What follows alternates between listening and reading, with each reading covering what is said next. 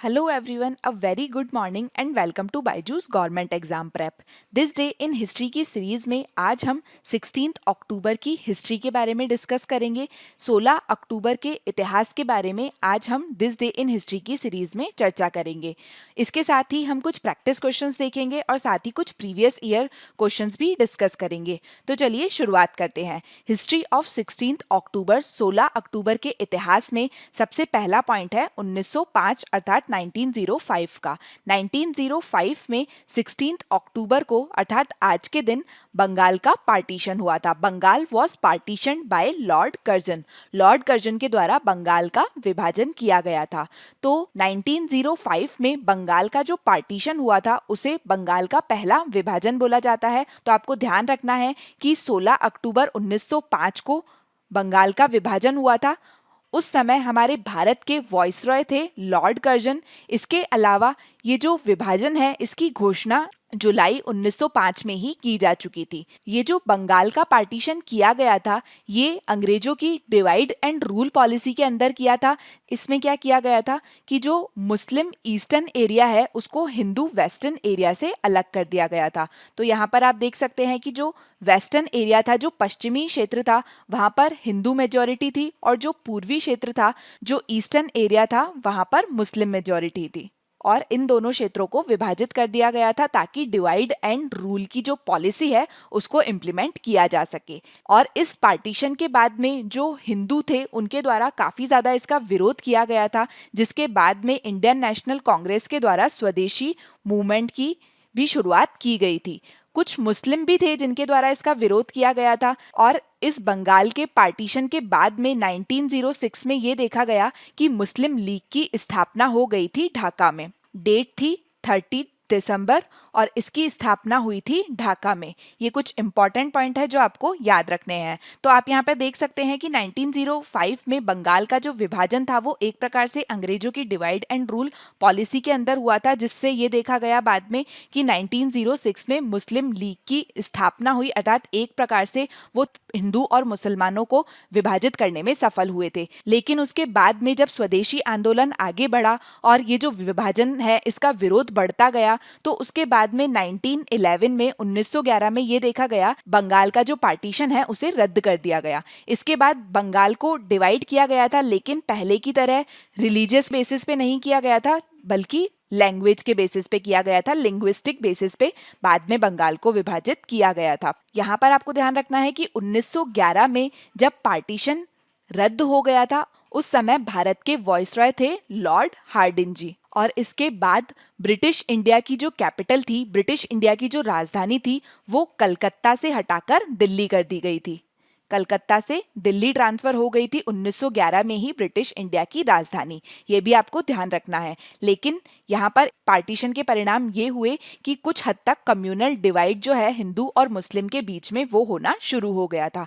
तो यहाँ पर आपको ध्यान रखना है बंगाल का जब पार्टीशन हुआ उस समय भारत के वॉइसरॉय थे लॉर्ड कर्जन और 1906 में मुस्लिम लीग की स्थापना कर दी गई थी ढाका में। बंगाल के पार्टीशन के साथ ही स्वदेशी मूवमेंट की शुरुआत हुई थी इसका विरोध करने के लिए। तो ये कुछ इंपॉर्टेंट पॉइंट थे जो आपको याद रखने हैं। इसके बाद में 1947 में जब भारत आज़ाद हुआ था उस समय बंगाल का दूसरी बार विभाजन हुआ था और ये जो विभाजन था वो सोलली हुआ था रिलीजियस ग्राउंड पे। और उस समय पार्टीशन के बाद में भारत और पाकिस्तान जो है वो अलग हो गए थे। इसके बाद में अब हमारा नेक्स्ट पॉइंट है 1923 से रिलेटेड। 1923 में आज के दिन 16 अक्टूबर को डिज्नी ब्रदर्स ने कार्टून स्टूडियो की स्थापना की थी। Disney brothers founded cartoon studio. तो आपको पता है डिज्नी कार्टून स्टूडियो का नाम है वॉल्ट डिज्नी स्टूडियो और इसकी स्थापना की गई थी 16 अक्टूबर 1923 में डिज्नी ब्रदर्स के द्वारा। डिज्नी ब्रदर्स कौन है ये आपसे क्वेश्चन पूछा जा सकता है। तो डिज्नी ब्रदर्स हैं वॉल्ट डिज्नी और रॉय ओ डिज्नी। इन दोनों के द्वारा मिलकर डिज्नी की स्थापना की गई थी। डिज्नी कंपनी का नाम है द वॉल्ट डिज्नी कंपनी। इसके बाद में हमारा नेक्स्ट पॉइंट है 1948 में 16 अक्टूबर को अर्थात आज के दिन भारत की एक फेमस एक्ट्रेस हैं और भरतनाट्यम डांसर हैं हेमा मालिनी। उनका जन्म हुआ था। भारत की प्रसिद्ध अभिनेत्री और भरतनाट्यम की नृत्यांगना हेमा मालिनी का जन्म हुआ था 16 अक्टूबर 1948 को। तो हेमा मालिनी के बारे में कुछ इंपॉर्टेंट पॉइंट है जो आपको ध्यान रखने हैं। हेमा मालिनी का संबंध किस किस क्षेत्र से है? तो हेमा मालिनी अभिनेत्री हैं, साथ ही ये भरतनाट्यम की नृत्यांगना है, इसके साथ ही राजनीति में भी इनकी उपस्थिति है, राजनीति के क्षेत्र में भी इनकी उपस्थिति देखी जा रही है। तो अगर हम हेमा मालिनी के बारे में कुछ इंपॉर्टेंट पॉइंट देखें तो सबसे पहले हमने यहाँ पर इनका जन्म देख लिया, 1948 में 16 अक्टूबर को हुआ था और ये भरतनाट्यम की एक ट्रेंड डांसर है। तो ये एक डांसर है, इनके द्वारा डांस एकेडमी भी खोली गई है, उस डांस एकेडमी का नाम है नाट्य विहार कला केंद्र। तो आपको ध्यान रखना है, हेमा मालिनी के द्वारा जो डांस एकेडमी खोली गई है उसका नाम है नाट्य विहार कला केंद्र। वहीं पे अगर हम इनके पॉलिटिकल करियर के बारे में बात करें, राजनीति में इनके करियर की बात करें, तो इनके द्वारा 1999 में बीजेपी के कैंडिडेट थे विनोद खन्ना, जो कि एक्टर थे, बॉलीवुड के एक्टर थे, उनके लिए कैंपेन किया गया था। लेकिन उस समय इनने ऑफिशियली बीजेपी को ज्वाइन नहीं किया था। ऑफिशियली इनने बीजेपी को ज्वाइन किया था 2004 फरवरी में। फरवरी 2004 में इनके द्वारा आधिकारिक रूप से बीजेपी को ज्वाइन किया गया था। इसके अलावा 2003 से लेकर 2009 तक ये एमपी थी राज्यसभा में। राज्यसभा जिसे कि अपर हाउस बोला जाता है, वहां पर ये एक नॉमिनेटेड मेंबर थी। आपको पता होगा राज्यसभा में कुछ नॉमिनेटेड मेंबर होते हैं और उनको किसके द्वारा नॉमिनेट किया जाता है? उन्हें प्रेसिडेंट अर्थात राष्ट्रपति के द्वारा नॉमिनेट किया जाता है। तो 2003 से लेकर 2009 के बीच में हेमा मालिनी एक नॉमिनेटेड मेंबर थी राज्यसभा की और इन्हें नॉमिनेट किया था प्रेसिडेंट ऑफ इंडिया के द्वारा। उस समय भारत के प्रेसिडेंट थे doctor APJ Abdul Kalam. Doctor APJ Abdul Kalam का कल जन्मदिन था, वो भी हमने चर्चा करी थी। इसके बाद में हेमा मालिनी के द्वारा सन 2014 में जो लोकसभा के चुनाव हुए थे वो लड़े गए थे बीजेपी के टिकट पर। और किस कॉन्स्टिट्यूएंसी से उन्होंने लड़ा था, किस स्थान से उन्हें लोकसभा की सीट मिली थी? तो मथुरा वो स्थान था जहां से लोकसभा चुनाव में हेमा मालिनी जीती थी। और इसके अलावा हाल ही में 2019 में जो लोकसभा चुनाव हुए थे उसमें भी मथुरा कॉन्स्टिट्यूएंसी से हेमा मालिनी बीजेपी के टिकट पर जीती हैं। तो आपको ध्यान रखना है, इनकी कॉन्स्टिट्यूएंसी है मथुरा। हमारा नेक्स्ट पॉइंट है लियाकत अली खान से संबंधित। 1951 में 16 अक्टूबर को पाकिस्तानी प्रधानमंत्री लियाकत अली खान की हत्या एक जनसभा के दौरान कर दी गई थी। Pakistani prime minister Liaquat Ali Khan was killed during a meeting. तो यहाँ पर हम लियाकत अली खान के बारे में डिस्कस करेंगे। लियाकत अली खान पाकिस्तान के प्रधानमंत्री थे और यहाँ पर आपको ध्यान रखना है कि ये पाकिस्तान के फर्स्ट प्राइम मिनिस्टर थे, ये पाकिस्तान के पहले प्रधानमंत्री थे। अब अगर हमने यहाँ पर पाकिस्तान के स्वतंत्रता के बाद में पाकिस्तान के पहले प्रधानमंत्री की बात करी तो पाकिस्तान की स्वतंत्रता के बाद में पाकिस्तान के पहले गवर्नर जनरल भी हमको पता होने चाहिए।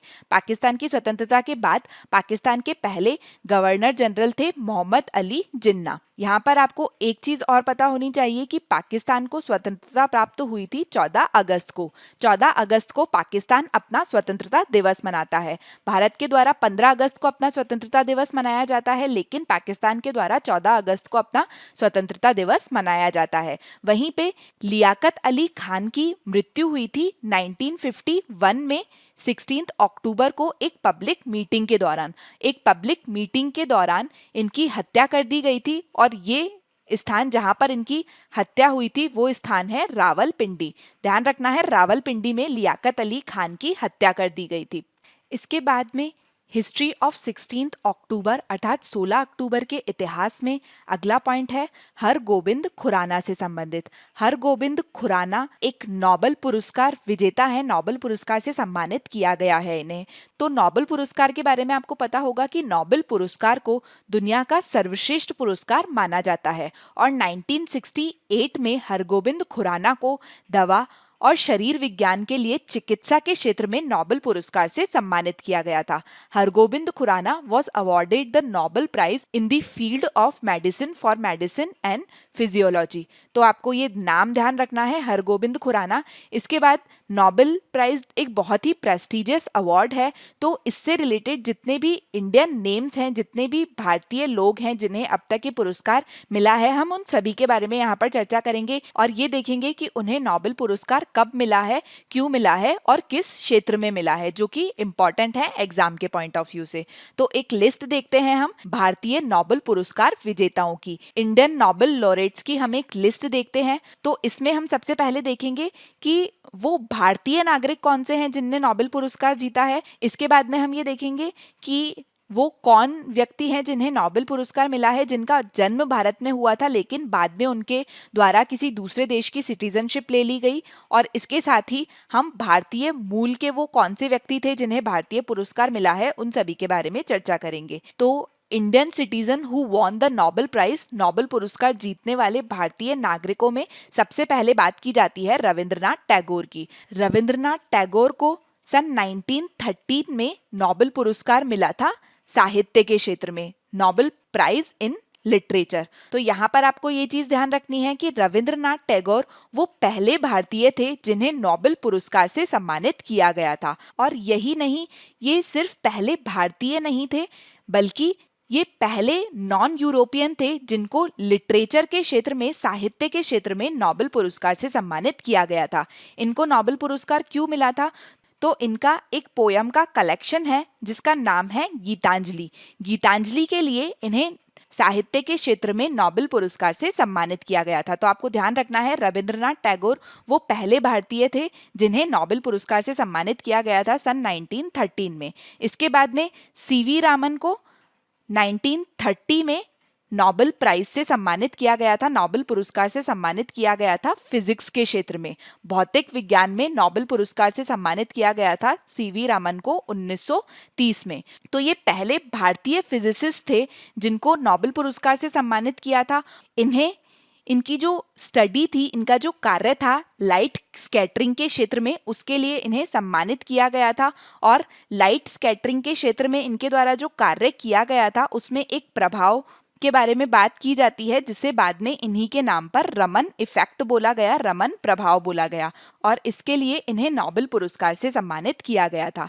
इसके बाद में मदर टेरेसा को नोबेल पीस प्राइज से सम्मानित किया गया था, नोबेल शांति पुरस्कार से सम्मानित किया था 1979 में। इनके द्वारा गरीबों के लिए और बेसहारा लोगों की मदद करने के लिए कार्य किया जाता था, जिसके चलते इन्हें नोबेल शांति पुरस्कार से सम्मानित किया गया था। इसके बाद में अमर्त्य सेन जो कि एक इकोनॉमिस्ट थे, उनको 1998 में नोबेल प्राइज मिला था इन इकोनॉमिक साइंसेज। अमर्त्य सेन को इकोनॉमिक्स के क्षेत्र में उनके द्वारा जो वेलफेयर इकोनॉमिक्स के लिए कार्य किया गया था उसके चलते नोबेल पुरस्कार से सम्मानित किया गया। इसके अलावा कैलाश सत्यार्थी को नोबेल पीस प्राइज दिया गया था 2014 में।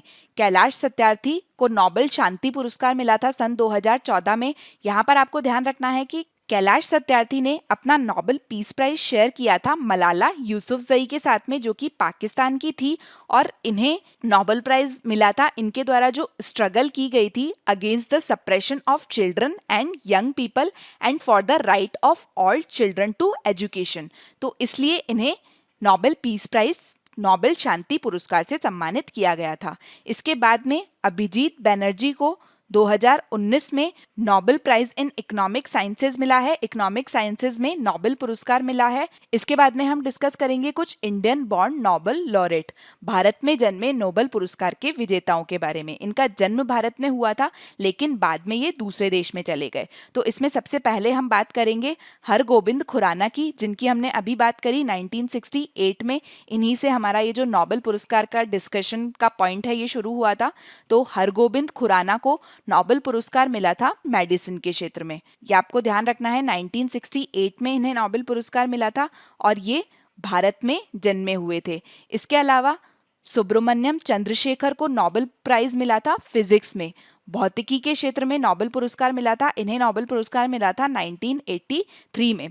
सुब्रमण्यम चंद्रशेखर के द्वारा जो कार्य किया गया था structure and evolution of stars को लेकर, उसके चलते इन्हें नोबेल पुरस्कार से सम्मानित किया गया था और इन्होंने अपना पुरस्कार कई अन्य अपने जो सहकर्मी थे उनके साथ में शेयर किया था। इसके बाद में वेंकट रमन रामाकृष्णन को केमिस्ट्री अर्थात रसायन के क्षेत्र में नोबेल पुरस्कार से सम्मानित किया गया था सन 2009 में। इसके बाद में हम चर्चा करते हैं नोबेल पुरस्कार विजेता जो कि भारत मूल के थे, तो वो थे वीएस नायपॉल। वीएस नायपॉल जो है ये ना तो भारत के नागरिक थे, ना ही इनका जन्म भारत में हुआ था, लेकिन ये भारतीय मूल के थे, अर्थात इनके जो पेरेंट्स हैं वो भारतीय थे और इन्हें नोबेल पुरस्कार मिला था लिटरेचर के क्षेत्र में, साहित्य के क्षेत्र में सन 2001 में। तो यहाँ पर हमारा नोबेल प्राइज से रिलेटेड जो डिस्कशन है वो खत्म होता है। अब हम चलते हैं कुछ प्रैक्टिस क्वेश्चंस की तरफ। तो सबसे पहले हम कुछ प्रीवियस ईयर क्वेश्चंस देखेंगे जो पहले पूछे जा चुके हैं। तो एसएससी सीजीएल 2018 में क्वेश्चन पूछा गया था, नेम द फर्स्ट एवर जज of supreme court against whom the motion of impeachment was introduced into parliament in independent India. स्वतंत्र भारत में सुप्रीम कोर्ट के उन पहले जज का नाम बताएं जिनके खिलाफ संसद में महाभियोग का प्रस्ताव पेश किया गया था। तो वो थे जस्टिस रामास्वामी। इसके बाद में थोड़ा जो कि एक स्पोर्ट डांस है वो निम्नलिखित में से किस राज्य का है? Thoda a sports dance belong to which of the following state? ये क्वेश्चन एसएससी सीजीएल के द्वारा पूछा गया था और इसका सही उत्तर है हिमाचल प्रदेश। थोड़ा स्पोर्ट्स डांस हिमाचल प्रदेश से है। नेक्स्ट क्वेश्चन है, J Thomson received the Nobel prize in physics for his discovery of dash. J Thomson को डैश की खोज के लिए भौतिकी में नोबेल पुरस्कार प्राप्त हुआ है। ये भी एसएससी सीजीएल के द्वारा 2018 में पूछा गया था। जे थॉमसन को इलेक्ट्रॉन की खोज के लिए भौतिक में नोबेल पुरस्कार प्राप्त हुआ था। अगला क्वेश्चन है, 1905 में बंगाल के विभाजन के समय भारत का वॉइसरॉय कौन था? तो ये हमने डिस्कस किया। 1905 में बंगाल के विभाजन के समय लॉर्ड कर्जन भारत के वॉइसरॉय थे और यहाँ पर आपको ध्यान रखना है लॉर्ड हार्डिंजे 1911 में जब बंगाल का पार्टीशन रद्द हो गया था उस समय भारत के वॉइसरॉय थे।